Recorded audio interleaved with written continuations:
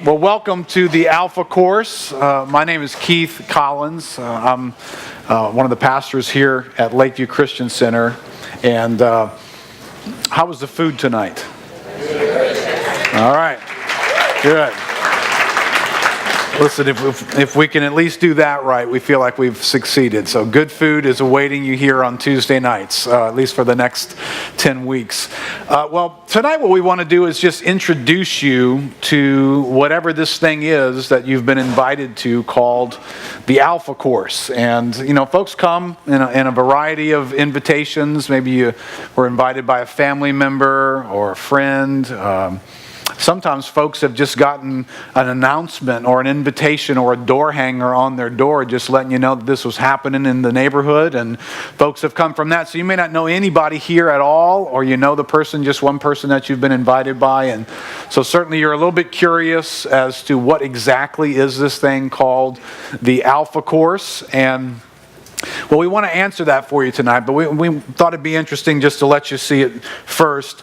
You know, people are asked, hey, this thing runs 10 weeks. It's trying to be explained to you as to what it is, and would you like to come? And, you know, it's a little, sometimes fears or concerns people have for signing up for something that they're not real familiar with. So, you know, through the years, we've accumulated some background on just, you know, the top concerns for, here we go, top 10 questions or concerns about signing up for the Alpha Course. And, you know, maybe that's you tonight if you think this through. Well, let's see. Number 10.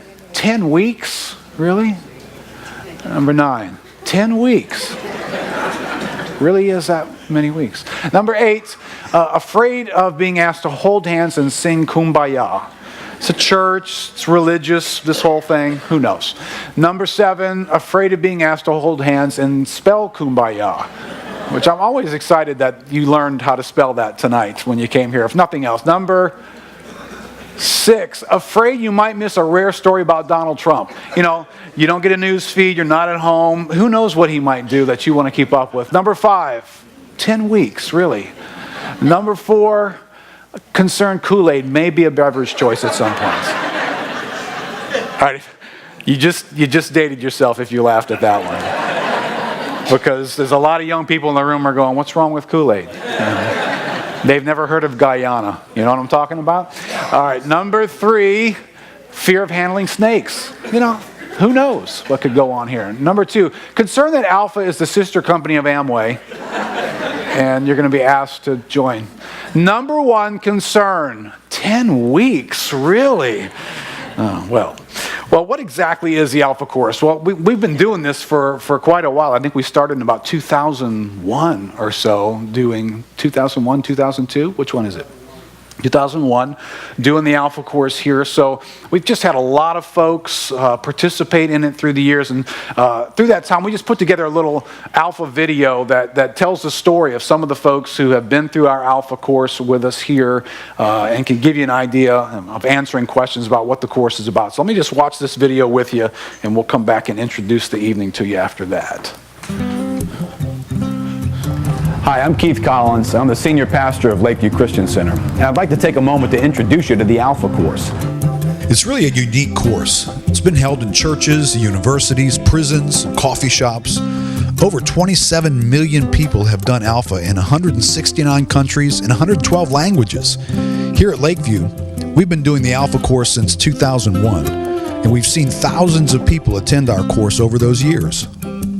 You know, one of the things that we've discovered is that the Bible actually provides real answers to some of the most difficult questions that we as people are facing.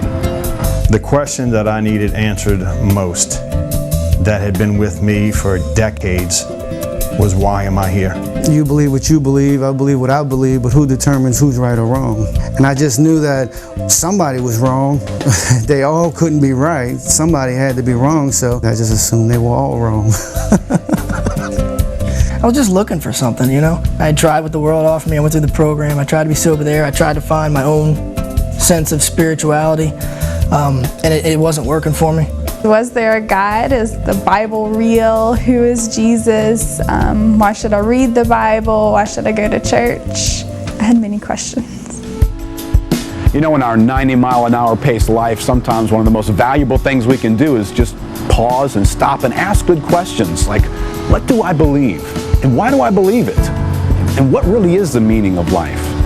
The Alpha Course is a place where you can ask those kind of questions in a non-threatening environment and listen to other people think through those things as well. But it's not just about asking questions. It's also about relationships and friendships that get formed. People who come together and share life and have a time to share about their own experiences together in a non-threatening, non-pressured environment. I decided to come to the Alpha Course mainly out of curiosity. I said, let me go see what this is about. If I don't like it, I'm out of there. I'm sitting close to the door. One thing that I experienced when I first walked through the doors was the friendliness and the acceptance of those around me, like they had known me my whole life. The world's pretty rude, so you show up at Alpha expecting maybe people to be that way, but it's just they're not.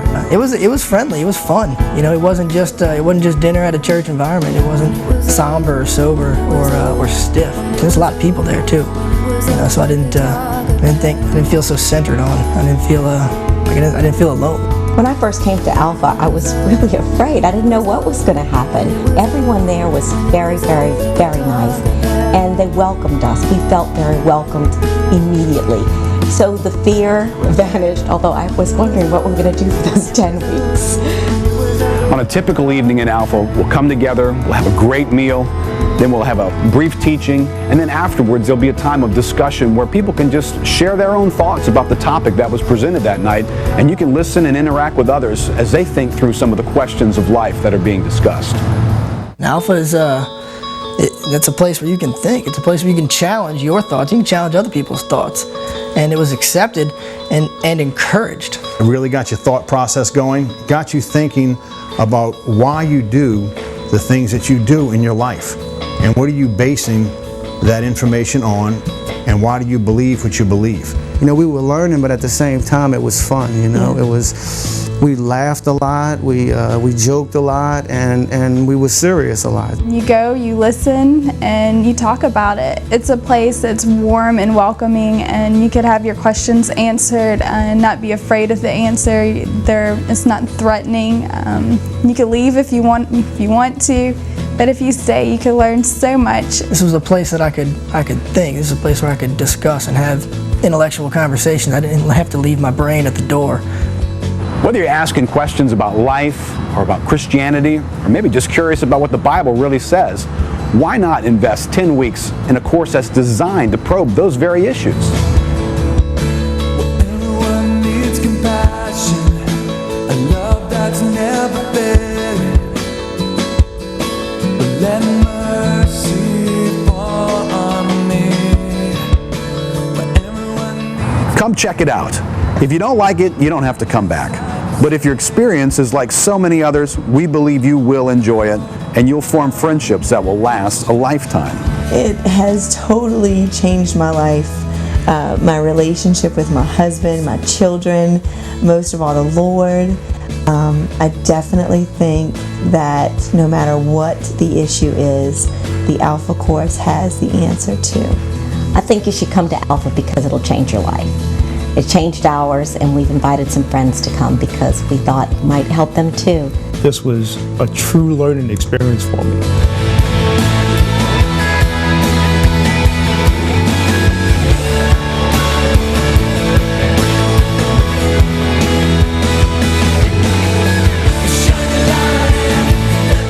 I want to invite you to come and join us.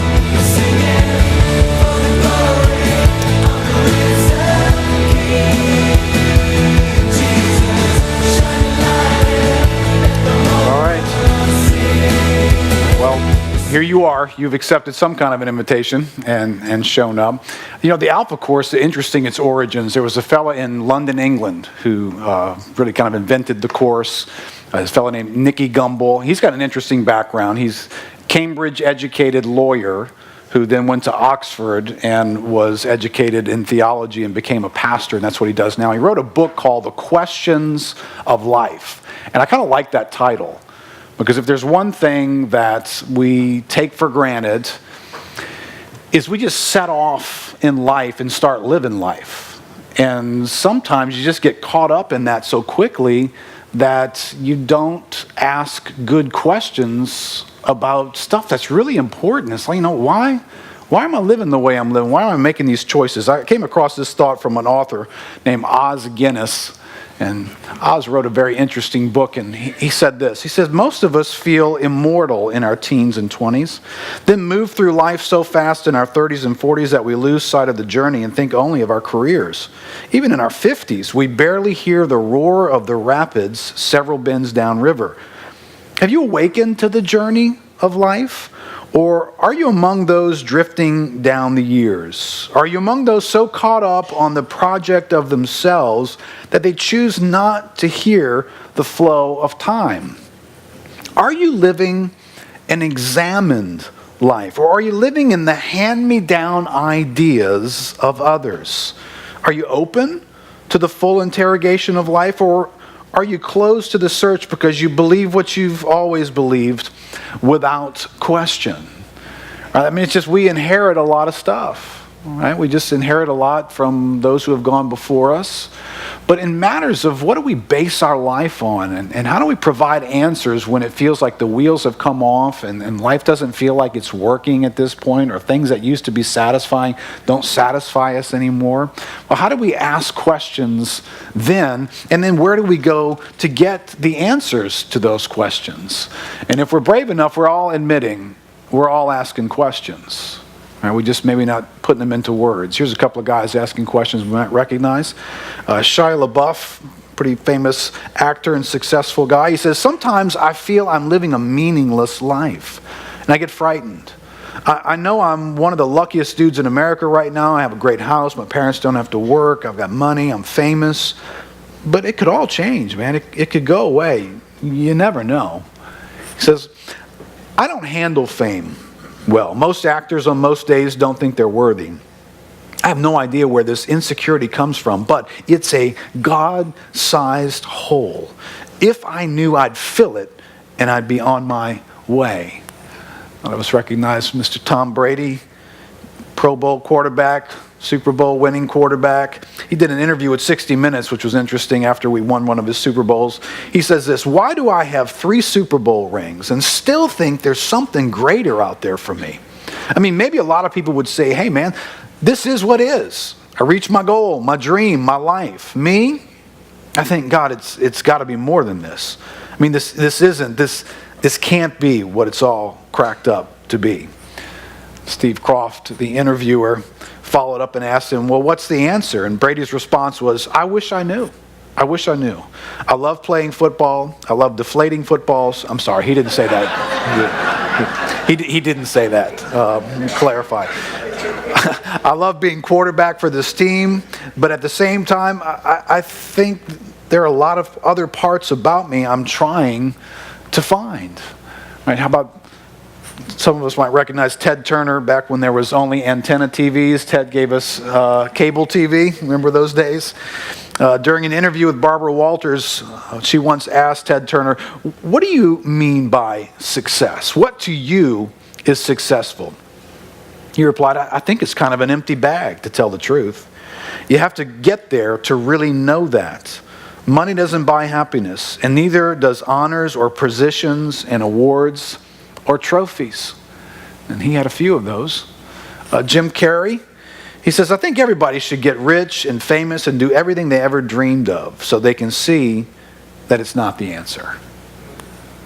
And then nobody's old enough to actually know who Ralph Barton was personally. He was probably the most world-famous cartoonist in the early 1900s. And he got quite a bit of attention for, back in that day, if you published satirical content and you wrote clever cartoons, you got people's attention. But this is what was found on his suicide note. He says, I have had few difficulties, many friends, great successes. I've gone from wife to wife and from house to house, visited great countries of the world, but I'm fed up with inventing devices to fill up 24 hours a day. See, all of us on a quest for life to answer some kind of questions that are inside of our soul. We want our experience in life to be meaningful and to be rich and to affirm something that makes sense in us. But it just seems like that's a hard thing to come across. It's interesting, the caricature in this image is one of Ernest Hemingway. And I just found it interesting that a drawing was done by a world-famous cartoonist, Ralph Barton, of Ernest Hemingway, and Ralph Barton would commit suicide. Here's Ernest Hemingway's background.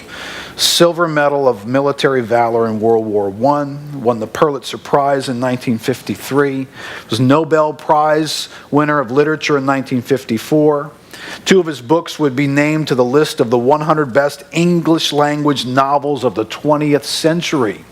So Ernest Hemingway, in his field of endeavor, accomplished some things with his life. Ernest Hemingway committed suicide in 1961. So there's something about those questions on the inside of us. For some people, those questions drive them to desperation. For others, they're just sort of the background noise against a life that just doesn't seem to fully arrive. It doesn't seem to fully make sense. It just seems to be an elusive chase for happiness that never seems to get there. And so we show up, we're a room full of folks tonight, and we've got questions, right? What's the meaning of life? How do we deal with guilt? Right? Can you imagine? Which, this is not a group therapy session, so you're not going to be asked to deal with some of these issues at your table, even though you're going to get comfortable with your folks there. But let's face it, this room's got some guilt in it, right? I mean, if we're honest enough to look back over our lives, we've got things that we wish we hadn't done. We've got years that we feel like we're wasted. We've got people in our rearview mirror that we really did hurt them. And as much as we try to tell ourselves that we didn't, or we weren't to blame, there's questions, and they nag us. How do we make sense of human suffering?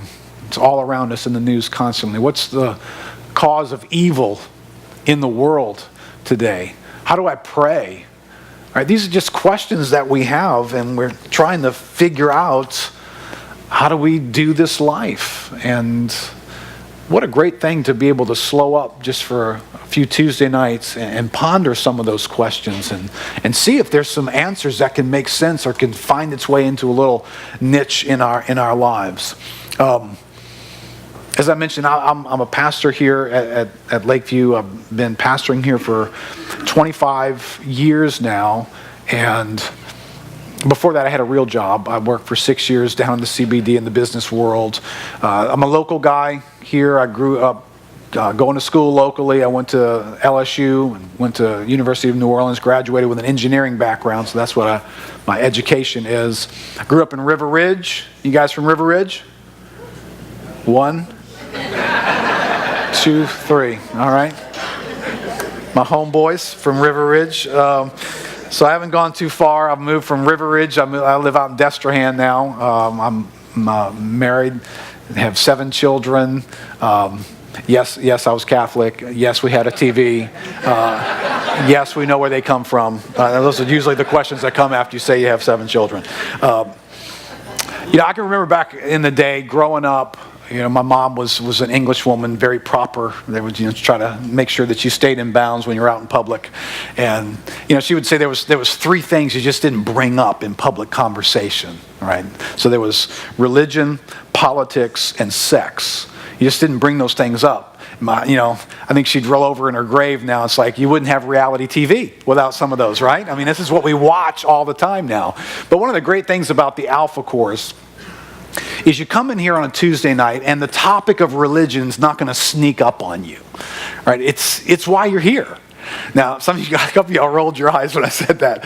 So you've had an encounter with someone where the topic of religion sneaks up on you, right? You're just kind of walking up to the water cooler at work, taking a break from your desk, and you made a comment about the air conditioner doesn't seem to be on. It just feels hot in here today. And somebody just whirls around out of nowhere. Hot. You want to talk hot, brother? Hell is hot. And you don't want to go there. It's like, whoa, how did we get on this subject? When you walk in here on a Tuesday night, we're talking religion. We're talking about God. We're talking about faith. We're talking about belief in invisible things. And what's this God like? And what does that matter for your life? And what do you believe, right? That's what's happening in an alpha setting. So you don't ever have to be surprised by that.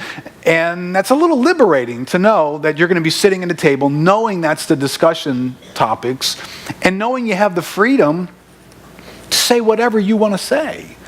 You're not obligated. This is a discussion format. So, some things are going to get shared. I'll share some things tonight and every night. Either myself, you'll meet Frank Loria next week. He'll share some things with you. And you'll have a basis to create a discussion.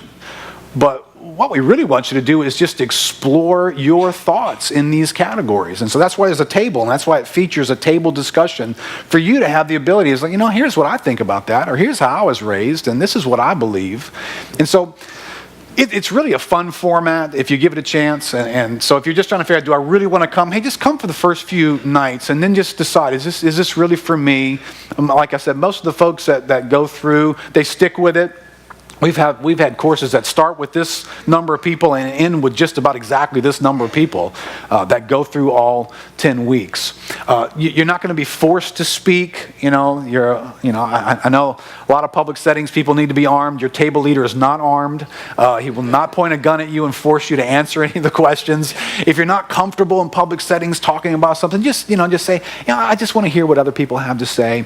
But I promise you this, if you'll engage and you'll explore and you'll share whatever you're comfortable sharing, you'll get a whole lot out of the time. But again, we want you to be comfortable, and we want this to be meaningful for you, and we trust that it will. A lot of folks have been through it and have experienced that. All right, let me give you a little bit of a taste of what do we do on a typical Alpha evening with a topic.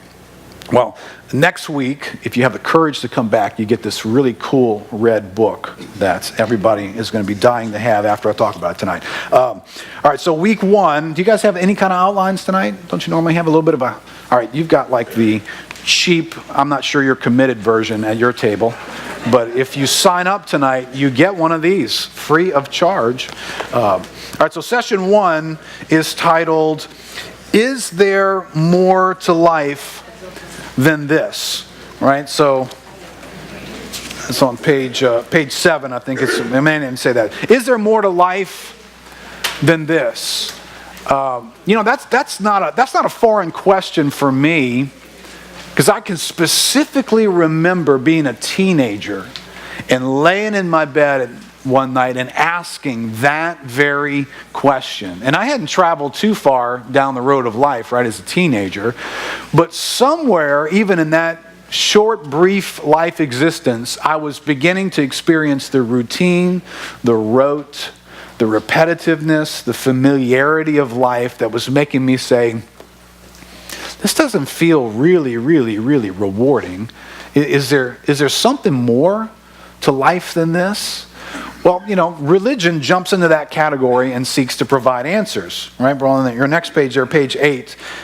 It says, well, what if any, has been your experience of Christianity, right? So Christianity sits amongst the religious landscape and it teaches some things and it believes some things, and that's what the Alpha Course explores. But, for some people, the second you throw religion out there, you throw Christianity out there, Nicky Gumbel says, okay, is that stuff boring? Is it untrue?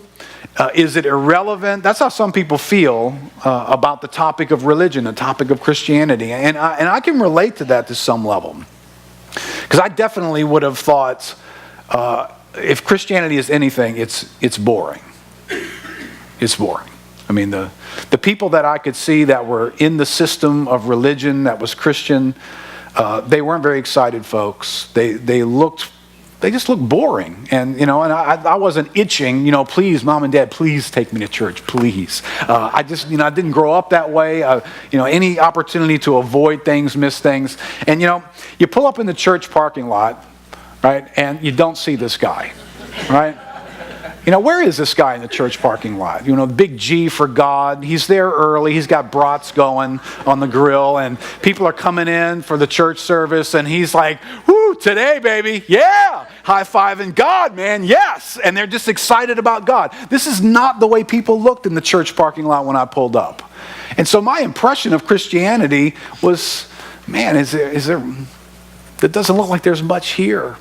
But, then I got a hold of a Bible, and I started reading this Bible. Well, first, I got around the guy you're going to hear from next week. And I'm just a teenager at this point, and he's talking about God like there's this there's this real thing going on, like it's exciting and like it really meant something. So that was weird for me. And then he's talking about the Bible in a way that I'm like, I'm not familiar with a lot of what you're saying. So I go pick a Bible up and start reading a Bible for the first time in my life. And I'm reading through and I'm watching people live a life and get around Jesus Christ, this historic figure, and they are so affected by him. And they begin to live lives that are just upside down and radical and risky, anything but boring. This was an exciting adventure that these guys were on. And then I had my own encounter with Christ and then got around other people who were experiencing life, and there was joy in them, and there was this sense of purpose and well-being and direction. Anything but boring. So at one point I'd have thought, I'm with you. Christianity is boring. But on further review, it's not. It's anything but boring. How about untrue? Is Christianity untrue? I mean, is it right up there with Greek mythology and folklore and just made up weird stuff? No, and if you'll do a little bit of homework into the origins, the writings, and how we even get what we call the Christian belief system, and some of the course we'll talk through some of those things, and where does the Bible come from, and how do we even get it? How do we know if we can trust it or not? So questions get asked in that category. But I will say this, I think for most of us, untrue, right, is not the real question word. But I would say this, I think Christianity can be hard to believe. Not because it's untrue, but for one thing, to believe it involves faith. It involves putting your belief into something that you don't have 100% of every possible piece of information about. But how many of you know that you live that way on a daily basis already? There are lots of things you do in your life that you don't know 100% for sure whether the brakes are going to stop your car when you're coming into that intersection. I mean, really, I'm a mechanical engineer by degree. Are you completely sure that your brakes are actually going to stop your car? You do press them by faith, don't you? Ever heard of brake failure? I just traded a car in that had brake failure and drove it all the way to Houma thinking, I can't stop this car. I really can't stop this car. So it was an interesting experiment. I figured there wouldn't be much traffic and I'd be safe. But you're going to be involved in believing something that takes faith to believe. That can feel different to us. And so in some way that can be hard. But let me just take you through the years of having just been around a lot of folks through years of being a pastor now. I think one of the hardest things about believing the Christian message is that it actually costs you something to believe it. Because if I believe the idea that there is a personal God, not some just higher force power, but there's a personal God out there, and he actually created every one of us, and he had a purpose for my life. Well, what if his purpose is different than mine? What if he wants things from my life that are different than what I want for my life? I don't know if I want to get too close to this God, because I might have to adjust something about my life. Quite honestly, that's the difficulty for the average person. It's like, I don't know if I want anybody else steering this thing but me. And if there really is a God who really did make everything like the Bible and Christianity teaches, well, then I might have to adjust some of that. And I don't know if I want to. All right, I'm with you. But that doesn't make Christianity untrue. It just makes it maybe hard to believe. How about irrelevant? Is Christianity irrelevant? I mean, what does some ancient story have to do with modern lives that we're living? You know, they didn't even have iPhones back then. They didn't even drive cars. What could they possibly know that's relevant for you and me today? Well, you know, there are issues in life that your cell phone doesn't fix. right? That your car doesn't answer, doesn't provide certain meaningful dimensions into our hearts. And when you get in touch with that moment, right? Because, at different ages, for me, I was a teenager and life felt void. But I've seen some people, they get to be 30, 50, 70 years old before life feels hauntingly empty. And in those moments, something feels like it's missing. And suddenly, this becomes relevant to your life. Something beyond what I can purchase or get from my hard work and my job and my money. It becomes very relevant to life. And, maybe that's where you are right now. Maybe that's not where you are right now. But it's a great thing to explore. But what the Alpha Course does is it examines, and we're going to examine one statement from Jesus tonight. It examines the claim that Jesus Christ makes claims that he's the most relevant person to your life. That there's nobody who ever existed, not your wife, not your children, not your parents, who is more important to you personally than whoever Jesus Christ is. And that's what we'll explore. Who is he? And what makes him so special and unique that I should pay attention to the things that he says? Well, that's what the course is going to explore. We're going to just explore one thing tonight. We're going to explore a statement, a really short statement that Jesus makes. He says this about himself in the Gospel of John. He says, I am the way and the truth and the life. So let's just explore those three things tonight. And this is kind of typically what we do in an evening. We just examine some things that Christianity makes a claim about. And then from that, we'll get some questions going. And at the table, we'll have some lively discussion about what it is that we believe about these things. So Jesus makes a claim here, right? In your nifty outline there, point number 1, it says, he claims to provide this direction for a lost world, right? Jesus is going to make the claim that I am the way. Well, of course, he's assuming something by saying, I am the way. He's assuming that all of us are looking for direction. We're looking to find our way through life. But Jesus knows that there's something going on the inside of every one of us. And he highlights it. He says some things that sort of capture our attention on what's happening inside of us. Here's the inner condition for humanity. My button's here. John chapter 6. Verse 35, Jesus said to them, I am the bread of life. He who comes to me shall not hunger, and he who believes in me shall never thirst. Now Jesus is obviously speaking using some kind of a parable to tap into something, but he taps into hunger and thirst. He taps into this reality that you and I know something about. Matter of fact, maybe you came here tonight and you were glad that there was food because you hadn't had anything since breakfast today, and you got here and without any assistance, there was something on the inside of you going off saying, you're hungry. You are hungry. You need something out there to get that inside of here. Right? Well, that's what hunger and thirst is. Jesus said, life feels that way. Your life hungers and thirsts for something. And it's not a po' boy. It's something else. And he said, I'm like the bread of life. He makes a big claim here. He makes a claim that he can satisfy the inner hunger of humanity. That's a big claim. Right? And if he is who he says he is, then he's got some qualifications to back that up. He says, I came that they might have life and have it abundantly. Right? Giant inference here in this statement. If he shows up with the news that he can give life, the implication is whatever you've got right now, it doesn't have this.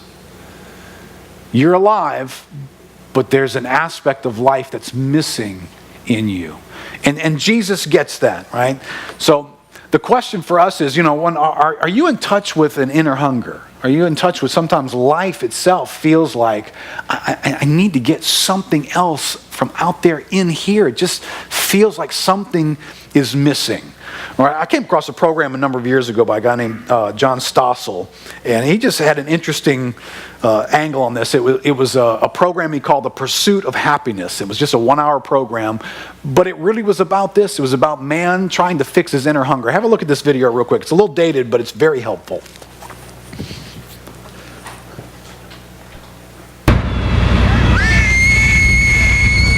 Everyone wants to feel good.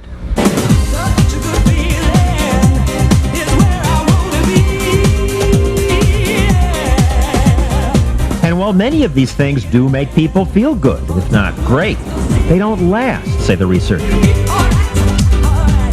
Disappointment awaits those of us who pursue happiness through hedonism. Drugs, sex, shopping, food even. They don't provide lasting happiness. Fame doesn't work either. I grew up convinced that true happiness was being a sports hero. What could be better than the joy of success? The applause. Yet the Super Bowl winning quarterback asks, is that all there is? Probably the biggest myth is that money's the answer. 25 years ago, when college students were asked, what's important? Most said family, or developing a meaningful life philosophy. But today, most students say, being very well off financially. You just won $10 million. Well, if that's true, then people who win a lot of money should be happy. But are they? Meet some lottery winners. Teresa Brunning of Colorado won $1 million. Janetta Williams won $5 million in the Arizona lottery. Curtis Sharp collected $5 million in New York. For a time, I seemed like I was in a dream world, you know? Did you come down to earth? Oh, yes, I came down, you know. I came down to earth. I got divorced from my first wife and married my second wife, and I spent a lot of money on the wedding, you know. $100,000 on a yes, grand wedding. That didn't last 5 years, you know what I'm saying? Maybe he didn't win enough. Sherry Gagliardi and her husband won $26 million. I was numb for 3 years. But you must have been happy. Yes and no. I got a divorce 2 years after we had won. Studies of lottery winners have found that within a year, most say they are no happier than they were before they won. Money didn't buy you happiness? No, of course not. You can buy a therapist, you know, marriage counselor. People have a misconception about having money. You go out and you go, oh, that's what I want, I'll buy it. A couple weeks later, it's like, that emptiness comes back. Then what? I mean, how many suits can I wear? How many hats can I wear? You know what I'm saying? Oh, come on. I noticed that none of these winners is offering to give the money back. It's nice to be able to buy things. Good afternoon. Would you like to try Eternity for Ladies? Life, liberty, and the purchase of happiness has become the new American dream. Psychologist David Myers, who spent 6 years examining hundreds of studies on happiness for this book, says once you get past poverty, money doesn't help, no matter how much stuff you buy. The stockpiles of CDs, the closets full of clothes, the big screen stereo TV systems doesn't do it. Clearly it doesn't do it. People having achieved that level of wealth have now adapted to it, and it takes new increments, a faster computer, a bigger TV screen or whatever, to rejuice the joy that the initial purchase gained for them. To rejuice the joy. You see it in babies. Give a 3-month-old a mobile with 2 objects and most like it. But researcher Jeffrey Fagan of St. John's University says if kids are given a 10-object mobile and then you try to get them to go back to the 2-object one, they lose interest or cry. We get used to having more and it doesn't work anymore. That's right. And that's why today, with double the incomes and double what money buys for us, we're no happier than we were 40 years ago. Yeah, I think at some level, even though most of us aren't $26 million lottery winners, we kind of get that, right? You know, that probably none of us are in here who have ever bought our last anything. This is the last car. I'm totally happy with this one forever. There's just something in us that wants more. Like there's something else out there that once it gets inside of us, we'll finally find a place of peace and settlement. And it's elusive, right? That emptiness keeps coming. There's a fellow who'd written a book, Ray Pritchard wrote The Anchor for the Soul. He said, we were made to know God. We are incurably religious by nature. That's why every human society, no matter how primitive, has some concept of a higher power, some vision of reality that goes beyond the natural. Right? There's something in us reaching for something out there. Augustine's famous prayer. He says, "You made us for yourself, and our hearts are restless until they find their rest in you." Well, we're trying to navigate our way through life to satisfy this inner hunger. Jesus stands and says, "I am the way," right? Giant claim made by this person who says he was the Son of God. But he says something else right in this one line. He says, "I am the way and I am the truth." I'm the truth. Well, is there such a thing as truth? What do we believe the truth is? And can you really know what the truth is? The Bible treats that topic like it can be known. But let's ask this question tonight. Does it matter what we believe?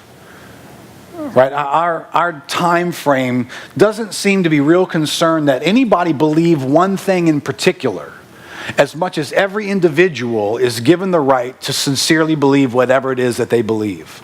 And so sincerity of personal belief is held today at a much higher value than whether or not something is actually true or not. But, that doesn't work all over the place, right?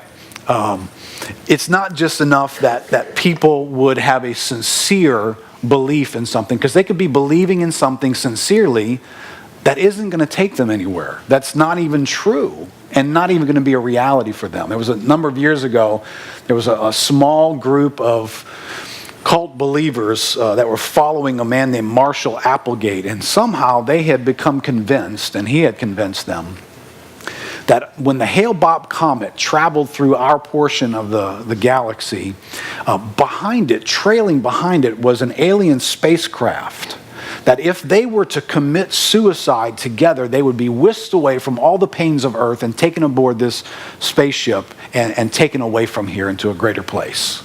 And a number of them committed suicide believing that. All right, now let's think objectively for a second. They were extremely sincere enough to end their lives for what they believed. How many of you really believe there was a spaceship trailing the Hale-Bopp comet when it passed through? Right, their sincerity didn't create a spacecraft behind that. Right, a number of years ago when the individuals flew airplanes into the World Trade Center and the massive destruction of 9/11 took place, it sounds like the people involved in flying those planes were sincere in what they believe. Right, this is actually from Muhammad Atta, was one of the men on board the plane. He wrote a note that said, "You should pray." This was found afterwards. "You should pray, you should fast, you should ask God for guidance, you should ask God for help. Continue to pray throughout the night, continue to recite the Quran.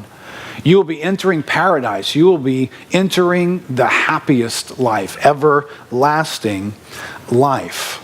Now, not a question of sincerity, but did they believe the right thing? Right? Sincerity doesn't create truth. And even though we feel better as a society when we empower every individual to have their own belief system and for them to be okay with it, at some point, one person's version competes with another person's version, right? So raise the question. Some things can't all be true at the same time.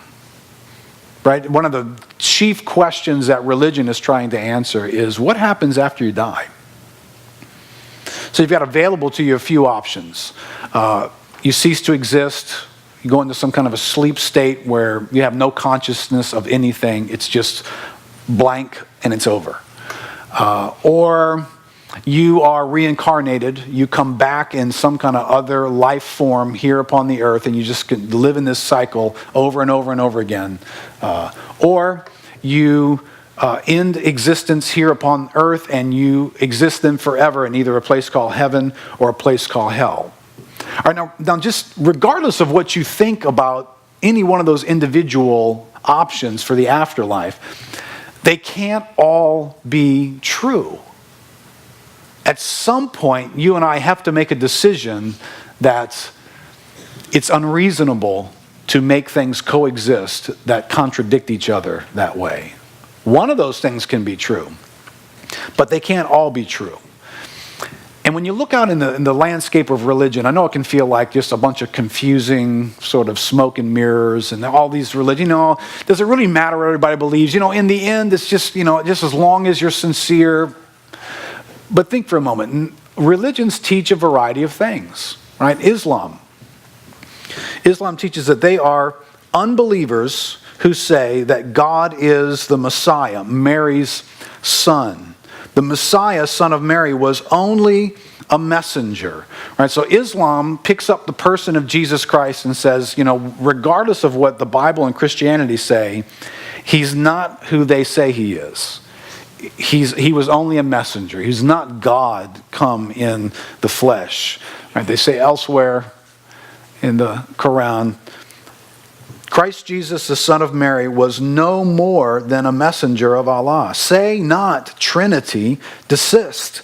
It will be better for you, for Allah is one God. Glory to him. Far exalted is he above having a son. So Christianity comes along and makes its claim that God has uniquely taken on the form of a human being in the person of Jesus Christ. And there's a purpose why he did that, and we'll explore that. 600 years later, another man named Muhammad writes down that that's not true. So Islam turns to Christianity and says, that ain't true. So Islam's going to make a claim for truth, but it's not going to be the same claim that Christianity is going to make. Mormonism teaches something different than Islam does. In the beginning, Mormonism teaches the head of the gods, plural, called a council of the gods. And they came together and concocted a plan to create the world and people. So Mormonism says Islam is not true. Islam says that there is one God, Allah, and there is no other form, nothing else but Allah as we understand him to be. Mormons say, no, there's a whole council of gods that exist. So again, one's just not going to agree with the other. Mormonism goes on elsewhere and teaches, remember that God, our Heavenly Father, was perhaps once a child and mortal like we ourselves, and rose step by step in the scale of progress in the school of advancement, and has moved forward and overcome until he has arrived at the point where he now is. So Mormonism teaches the concept that mortal human beings like any one of us begin this process to move through life, and at some point can sort of get a severe upgrade and can one day achieve a status of being God as well. Well, that would be very different than what Christianity teaches, who teaches that God existed as God, but he chose to take on the form of a human being. Right? So that's upside down. And then if you just explore religion a little bit further, you'll come into Eastern religions where, Buddhism, that is not going to teach any form of a personal deity, but rather a transcendent frame of mind, a way of thinking that can alter your reality. And there are ways that you walk through that and train yourself to ascend and find a greater place and a greater means of living. But there's no personal God to encounter. Buddha was a teacher. He's not trying to teach you to get in touch with a personal God. Right? So there's a variety here that as you and I explore religion, if we let reasonable categories exist, it's very hard to conclude, well, all of those are probably just right in their own way.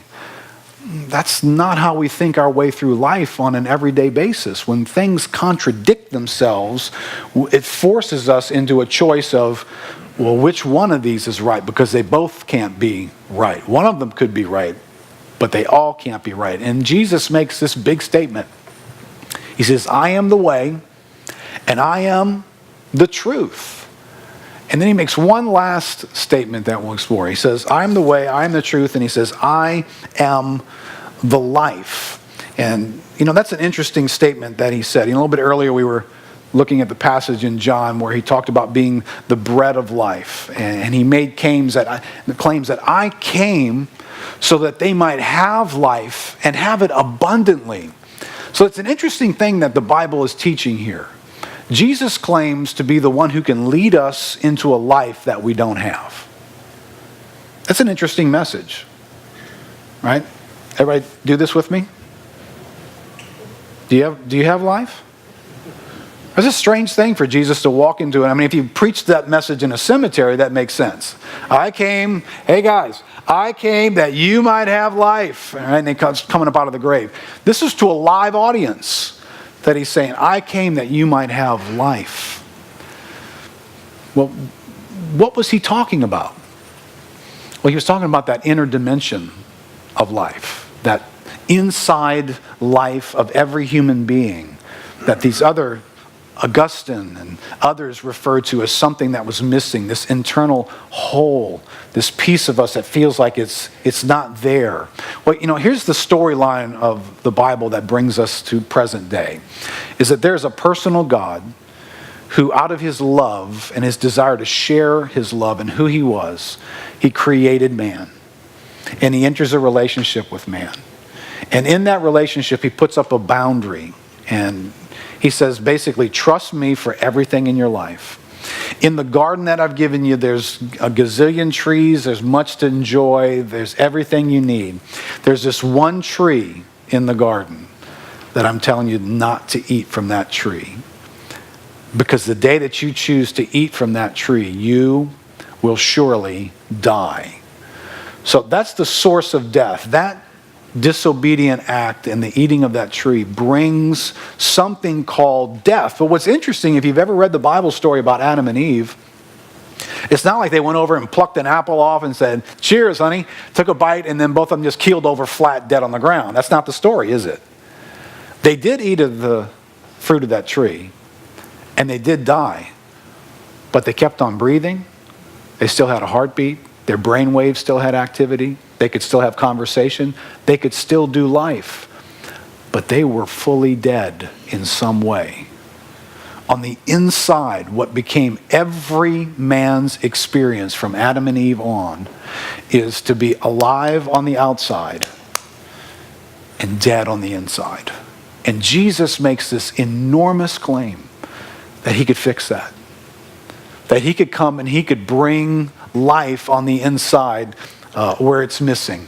Right? This is why you have statements that feel this way, even from, Shia LaBeouf's not trying to be a Bible theologian when he says this, but it just seems like there's a God-sized hole inside of me. And if I knew how to fill it, I would. Well, Jesus claims to know how to fill that hole in the human soul.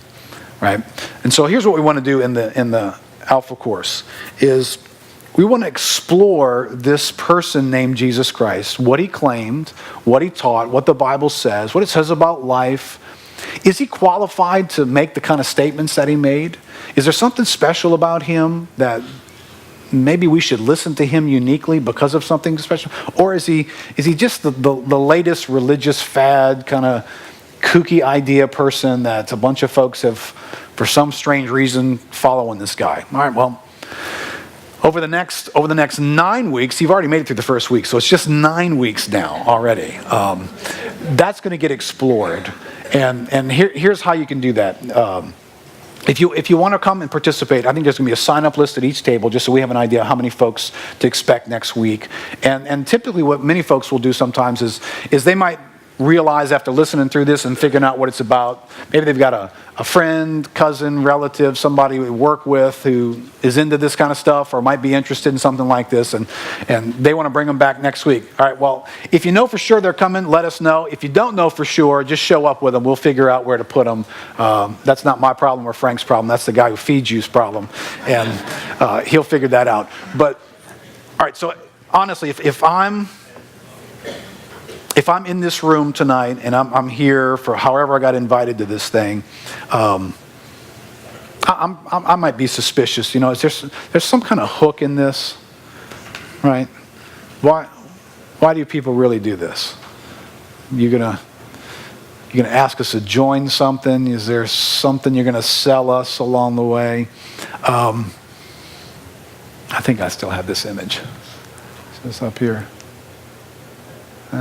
Nope. All right, well, you remember my friend who had the big G in the parking lot? I would be one of those guys who went from experiencing enough life to know, this can feel awfully empty and just broken, to experiencing God in a way that suddenly life felt different and life made sense, and there was a sense of direction, and there was an answer to that purpose question, and finding meaning wasn't so elusive. It finally had a target and a purpose for life. And many of the folks in this room have experienced something like that has caused people to say, hey, if I can share anything like that with another human being, I would. And so maybe the person who invited you, that's why they invited you, because something went off in their soul 5 years ago, 20 years ago, that Jesus made these big claims. And there's some people, and I did this as a teenager, I took him up on those claims. And I said, I believe you are who you say you are. And I don't know all that means, and I don't know exactly what that's going to do to my life, but I'm going to trust you and I'm going to follow you. And I don't even know how many years later now. I'm 54, so do the math. Some many years later, I am so grateful for the encounter that I had with the God who I believe made all of us. And so gladly will we give an opportunity for folks to explore this topic, to ask questions, to interact, to share your own story with one another, to see why it is that you believe what you believe.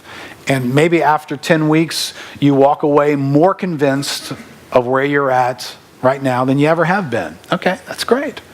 Or maybe you have some fresh thoughts to consider, and you've managed to take a Tuesday night, press the pause button on this overscheduled life of ours, and ask some really good, meaningful questions that are going to serve you for the rest of your life as you move forward. So you are all invited back for next week. We hope you'll take us up on that invitation. If you are coming, just let your table host know. I'll be back next week. And if part of the weeks you look at your schedule, you can't make it, that's okay. Just try and do the best you can with your schedule to be here.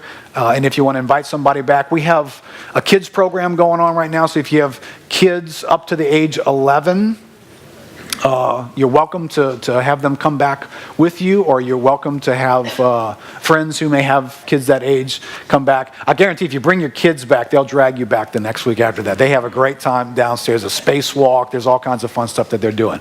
Anyway, all right, we're done for the night. If you're coming back, sign up, and we look forward to seeing you guys next week.